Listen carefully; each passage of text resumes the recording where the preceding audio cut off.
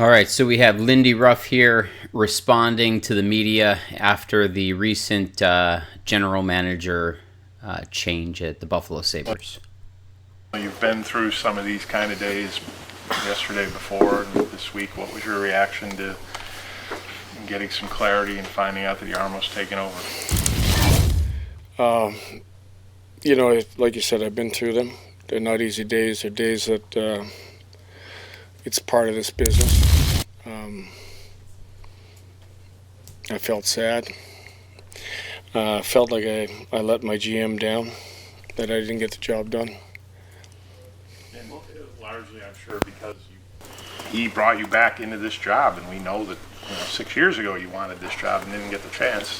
So the personal standpoint, Kevin gave you that opportunity. It had to impact you guys. Yeah, and I can just tell you right now, like Kevin and I had a great relationship, going back to when I hired him as a skills coach and then brought him on as an assistant coach. We spent a lot of time together. We spend every day talking about our players and where we're at and where we thought we needed to go. There wasn't a day that we didn't discuss our lineup, from who was playing to who was out to, what we think could make us better. Obviously, you've gotten to know Yarmo over the last 7 months. Just what do you... Okay, so that's very interesting. So it sounds like Lindy was very involved with ongoing discussions with Kevin Adams and the GM at the time about lineups, about what could make the team better. So he probably had a lot of influence. But at the end of the day, Kevin Adams didn't pull the trigger and make any real moves. You know about him that makes him a unique manager, I guess. Yeah, I've got to know him. I didn't know him at all before Kevin brought him on board. He was like just another voice of reason, another guy that Kevin and I discussed a lot of things with when it came to the player front. And you had this set of eyes from the outside that didn't have any history with a lot of the players, but what he saw inside the game and what he saw from some of our players, and even the time he spent watching Rochester play. He spent almost every day with us in the coach's office. And I feel that got to know him really well. How does this dynamic change now from how well you got along with Kevin and how long you knew him to now working with Yarmo, who's been doing this for such a long time? For me, I know I have a job to do. The job is to win hockey games. Had a discussion with Yarmo, and he just said, keep doing what you're doing. We have to win games. We're on a 3-game winning streak. Just keep trying to get better every day. Well, there you go. That's encouraging. No need to really focus on change. I don't think the Sabres need to change their coaching staff, to be honest with you. There's nothing wrong with Lindy Ruff. In my opinion, if Lindy wants to coach, then he should be able to coach. There's no reason to change coaches right now. The only thing I would say is maybe to have a guy come in under Lindy that can be groomed as the next head coach. My opinion, the guy I'd love to see brought into the organization is an assistant coach right now, I believe in Chicago, Michael Pekka. In my opinion, Michael Pekka is he's always been kind of the one who got away for me personally. He's one of my favorite Sabres of all time. One of the best two-way centers, meaning that he was both capable and competent in the offensive zone and also capable and competent in the defensive zone. Typically, his line would play against the other team's top line. So Michael Pekka was considered to be one of the best two-way hockey players, right? So this is a guy I'd love to see back in the organization, kind of groomed under Lindy Ruff as the next head coach, because Michael Pekka knows hockey. He knows the type of hockey that we need to become good at. It's that gritty hockey, two-way players that play both offense and defense, and they're gritty on both ends of the spectrum. They're physical. They win face-offs, right? Like, I guess I'm speaking about centers right now because Michael Pekka was a great two-way center, right? He could win critical face-offs. He could match up. His line could match up against the other team's top line. He was physical and hard to play against, and also he was competent in the offensive zone. So even though he could do all of those other things, he's still, from time to time, he was a guy that was going to put up 18 to 25 goals, and make some plays, and typically make those plays in critical moments of the game. So I'm a big fan of Michael Pekka. I'm a big fan of Lindy Ruff. I don't think we need to get rid of Lindy Ruff, but I would love to see somebody kind of come in and be groomed to replace Lindy when the time's right, whenever Lindy's done wanting to coach anymore. Yesterday that sort of everybody is under evaluation, which is pretty natural when a new GM takes over, but just curious what your reaction is to that, and maybe your experience in these situations. I think that is true. I think part of this is Yarmo's been with us. It's not like he's walking in from the outside. He's, like I said, he spent a lot of time with us as coaches during the day after. See, this whole move was strategic and even tactical. Honestly, Yarmo, the new GM, Yarmo, I don't know how to pronounce his last name. Kapolainen, I think it is. He's been kind of embedded in the organization, right? So it's almost like they planned this as a transition or as a next step, right? They had him embedded in the organization in discussions with Kevin Adams, the former GM, Lindy Ruff, getting familiar with the talent that we have both on the Buffalo Sabres and also in Rochester. And so he's kind of in rhythm, right? This is a seamless handoff. So credit to the Sabres organization for thinking ahead and having a plan and handling this entire situation, first class. This is a great way to handle it. Our coach's room has been open. He's sat in there, and we've spent a lot of time talking about players. We've spent a lot of time talking about analytics. We're talking about different parts of the game. I mean, there was even a day that shared some analytics on different defensemen in the league, where compared to where our defensemen were. Numbers that I hadn't even dug up, that he dug up. So took a deeper dive into that type of stuff. He's a guy that's always looking in different directions. Yara told us that in his mind and his philosophy, with talent has to come leadership, and has to come, that will to go out there. It has to be more than just talent. It sounds like something that you've talked about also, with us about, it has to be more than just a talented player. He has to have that fire and that desire. And he talked a little bit about that yesterday. I think it is, and I think that's where the consistency comes from. You can have talent. There's a lot of talented players. The whole league is full of talented players. You got to combine that with great work ethic. Because if the work ethic doesn't exceed the talent, then the other team usually will take over. Basically, what Lindy's saying here is there's a cliche out there that says hard work beats talent when talent is not working hard, right? So they're just acknowledging that, right? The NHL, it's the top of the echelon in the world when it comes to hockey. Everybody that makes it to NHL, supremely talented players, right? I mean, even a team like the Buffalo Sabres in last place, you can look at our roster. We have a lot of talent on our team.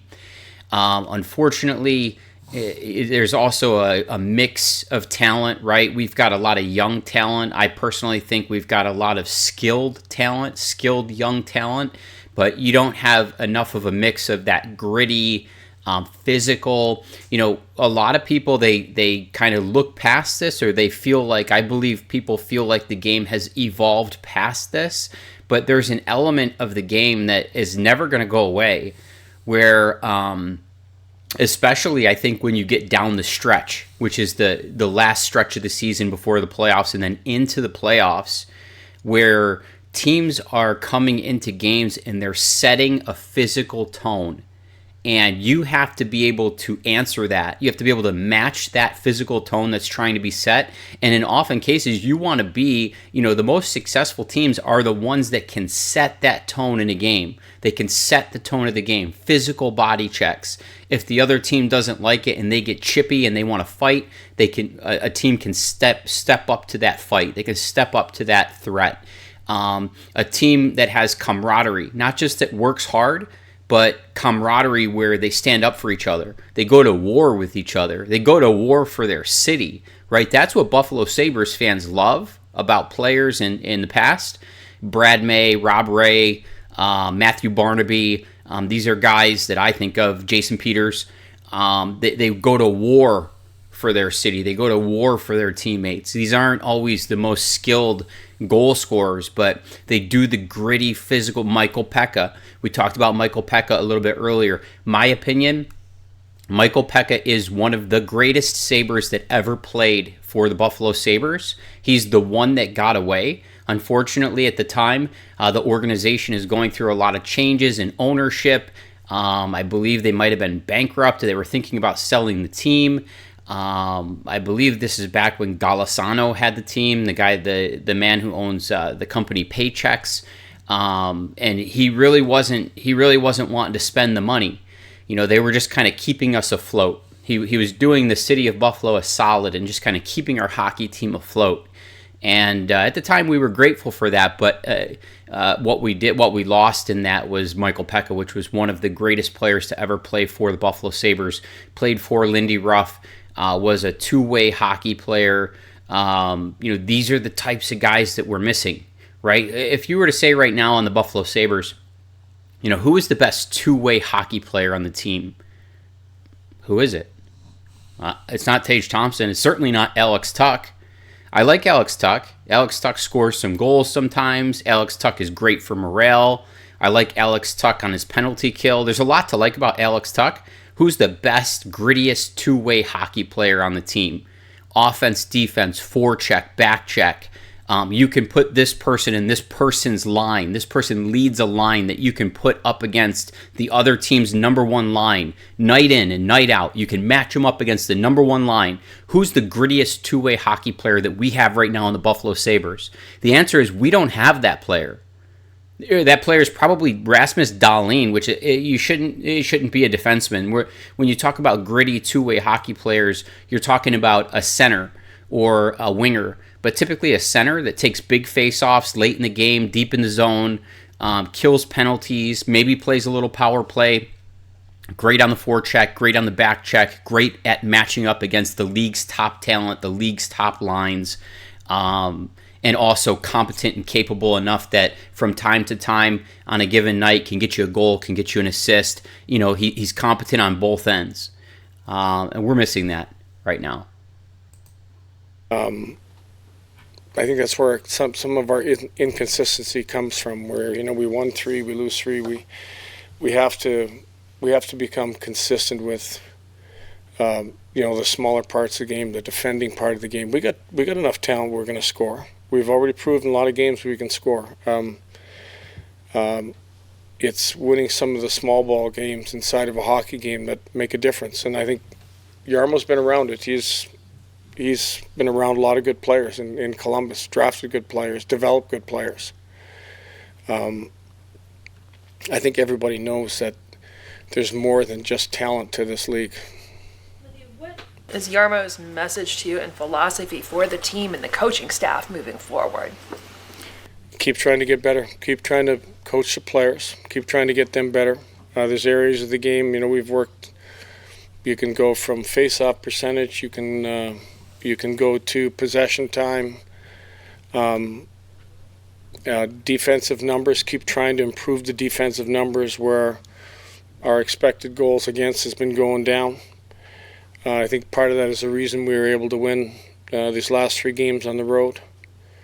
Part of getting those numbers to go down is puck management, is realizing that we can't make some of those big mistakes like the Winnipeg game where you're playing really well and you hand them, the opposition, great opportunities.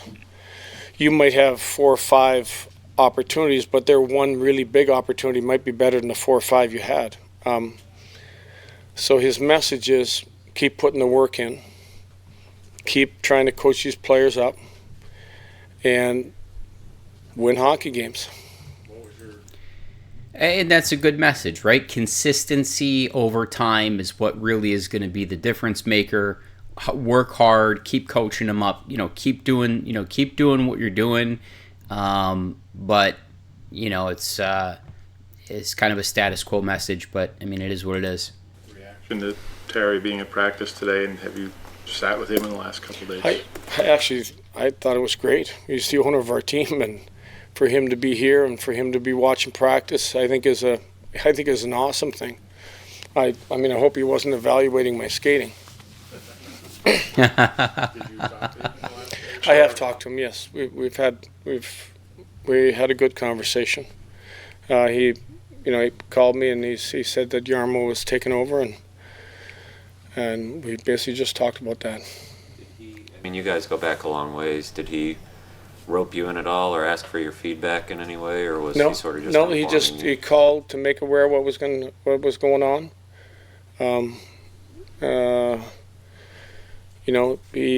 He felt this was one of the hardest times, was letting Kevin go. Did Terry give you any reassurance that you'd be staying on? No, we didn't talk about anything like that. We talked about continuing to win hockey games. That was the main focus. Is it a little weird to you that, in some ways, I mean, I understand the big picture, but we're having these conversations. You've won 9 out of 15 and 3 in a row. It's not the normal time these conversations happen. There's a lot of weird things that happen in the sport.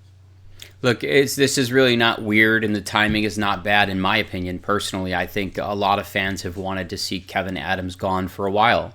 And it's the bottom line is he was too conservative. He played it too safe. He did not make moves, right? It was just status quo. The excuses were always, well, we were dealing with some injuries or this or that or the third. I mean, at the end of the day, in hockey, they touched on this the other day in the press conference for the new GM. When you draft someone in the NHL, it can take them 5, 6, 7 years to make legitimate contributions to the team. A lot of our guys are being thrown into action a lot earlier and a lot younger, and some of them are making contributions. I like Benson. Benson's a good young player. I like some of the guys that are on the team, but at the end of the day, I mean, you can't have a GM that's just drafting and developing and status quo and playing it conservative and not making moves. You got to make moves to get better. Look, going back to Kevin Adams was part of the original Eichel trade to Vegas Golden Knights. Back then, when he was trading Eichel, our biggest weakness on the team, again, just my opinion. Yeah, you may have a different opinion. This is just my thoughts on the matter. Our biggest weakness on the team was goaltending. Okay? I'm sorry. I grew up watching a team when I'm a kid, Clint Malarchuk. I mean, God bless his soul. He was bleeding out on the ice when I'm a kid. I'm watching that on TV. Grant Fuhrer, right? This guy won multiple Stanley Cups and then came to play for the Sabres. Dominic Hasek, probably the greatest goaltender of all time and his most elite years in Buffalo. And then Ryan Miller. Come on. Ryan Miller was fantastic. If Dominic Hasek didn't play for the Sabres organization, Ryan Miller's the greatest goaltender that ever played for our organization. So we're a team and a community and a hockey fan base that loves to see elite level goaltending. We have not had even good, consistent goaltending since back when Kevin Adams took the job, back when we were trading Eichel. And I'll tell you right now, you want to get your shit together as a hockey team? Stop with the 3 goalie carousel. Right now, what I would do is whoever's the weakest of the 3, you're done. Cut from the team, or you can go play in AAA minors, whatever. Whoever's the weakest of the 3, you're done. And then I would take someone like Alex Tuck, who has an expiring contract, or I would take someone like Owen Power, depending on how you want to play it. and I would go out and target.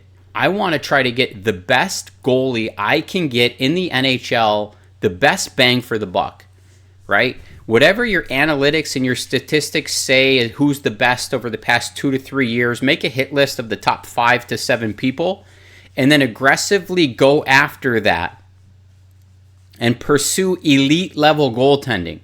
You know what I'll tell you about Owen Power? I keep talking about Owen Power, and people probably don't like that. If they hear this, they're probably not going to love that. Owen Power plays 18 to 22 minutes a night for you. An elite level goaltender plays 60 minutes a night for you. Owen Power sometimes is in position, sometimes is out of position. He has his ups and his downs. An elite level goaltender is literally in the net making saves, stopping pucks. Owen Power is not stopping pucks. Owen Power is not laying down and blocking shots. Owen Power is not physical. He reminds me, I forget the defenseman we had back in the day. He was also a big, tall, offensively gifted defenseman. We traded him to Winnipeg, I think, back when we got Evander Kane or somewhere around there. I forget what his name was. But this is the type of guy Owen Power is.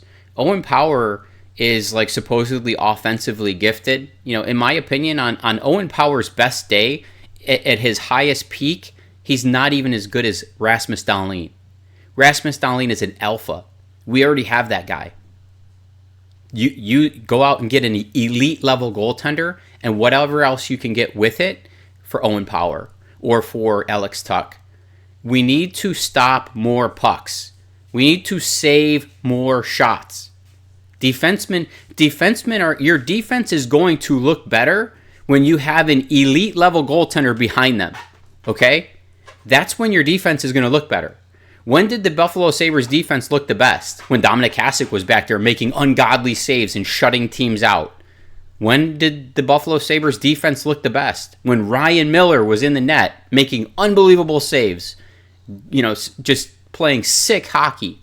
You need elite level goaltending, and you've needed that since Kevin Adams took over the job, and he never addressed it. It was always, this guy was a bargain. I can't believe we got these two guys. They're a bargain. The two of them together are only $3 million or $4 million a year. Wow, look at the bargain we got. If you're bragging about the bargain you have in net, you're completely wrong in your thinking, okay? Your goaltender should not be a bargain. Your goaltender should be elite. Your goaltender is your quarterback. Your goaltender is Josh Allen. When the Buffalo Bills are down 3 touchdowns to New England Patriots on the road, Josh Allen puts on his Superman cape and puts the team on his back and carries them through, right? That's who your goaltender should be. Have you ever had that? Have you ever even thought about trying to pursue that with passion? No. And so, good. Bye, Kevin Adams. You failed, pal. You failed. If Brandon Beane and Sean McDermott took over the Buffalo Bills when they were in a 17-year playoff drought and they did not even attempt to go after a high first-round quarterback like Josh Allen, then frankly, I would have said fire them too. They failed because they're afraid of it. Right? They're afraid that, if I commit too much resources or too much to this position and then it doesn't go well, then my job is on the line. It's risky, right? It's risky in football too. If I draft a quarterback high and he doesn't perform or I can't get the offense to perform at a high level, we don't win a lot of games, then my job is at risk. Well, this is professional sports, pal. Sports world, really. I think the way we lost if you go back to the first 3 games, we were playing pretty well even in the Philly game, and we handed them a couple goals. We were right there in the Calgary game, fought our way back, and we handed them a goal that gave them a couple goal lead. Goaltending. The Winnipeg game was the same thing, probably playing our best first period on the road, and our puck play at the blue line cost us, big goal and got their crowd into it, and we end up losing the game. So I think you weigh all that, and I think that factors into everything. I realize you don't make trades, but do you still think you'll have the input where they'll come to you and say, look, what do you think of this player? What do you think of that player? We have those conversations all the time. I think that nobody has the market cornered on hockey IQ. I think that we had Kevin and I and Yarmo and the staff had conversations about a lot of different players, and I think that's part of it. You don't. A lot of times, when you're gathering that information, there's, some guys like a player, some guys don't like a player. Some guys might have been around a player a little bit more, but you have your conversations. What you think you need for your team to be better. I think those are the most important conversations, and we're having those. Really, you have those on a daily basis almost. It's an ongoing conversation. Kesselring indicated to me that he would be good to go. Yeah, which is a great thing. Krebs, he wasn't on the ice this morning. Yeah, like I said, we've been dealing with. I got 2 calls yesterday on different players that again are sick, and we've got this little sickness that's been running through us. So we're just hoping that he can get through his. We got a couple that were in practice today that are starting to feel it, but wanted to practice. So we don't know. We've gone through Alex Tuck and several others. So we're hoping that it can kind of end right about where it's at right now. Is Zucker still in the week-to-week category? Zucker is looking at. I had a conversation with him. He's looking at post-Christmas as a return. Colton Ellis still in concussion protocol, or how is that working? Yeah, he'll be evaluated again on Friday. Yeah, so that's a wrap. They're talking about injuries and everything now, and sickness and all that. But look, at the end of the day, it was a good change, I think, from Kevin Adams to the new GM, and hopefully they'll address some. I think honestly, in my opinion, I think the biggest hole or the biggest shortcoming that we've had in the franchise has been in goaltending. And look, I know, goaltending is a crapshoot. You don't want to. It puts a lot of pressure on a coach and a GM when they go out and they invest. They trade a high draft pick, or they trade a high draft pick and then they pay a guy a lot of money, $5 million, $7 million, $8 million, whatever it is per year, whatever they're making these days. It puts pressure on you now, right? But pressure is a privilege. And goaltending is your biggest weakness. And you know why I feel that way? Because you have 2 number 1 overall picks on defense. And what has been consistently our problem over the past couple of years is we let up too many shots on goal and we give up too many goals. Look, playoff hockey is 2-1, 2-0, 3-2. It's lower scoring, grinded out games. Okay? Playoff hockey is not 6-4. Usually, there's going to be exceptions to the rule, but playoff hockey is not 5-4. It's not 6-2. It's not 7-6. Playoff hockey is typically, if you can get 3 goals, if you get 3 goals in playoff hockey, you should win that game.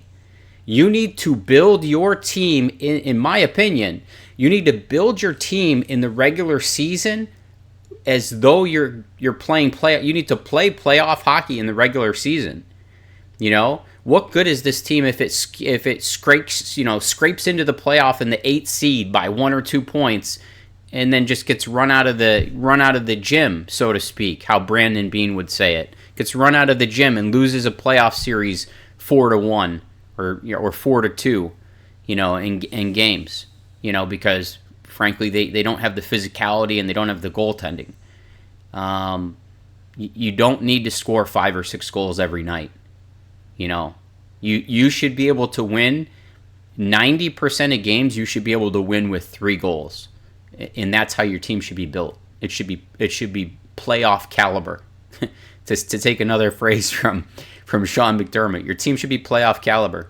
All right, guys, I'm out.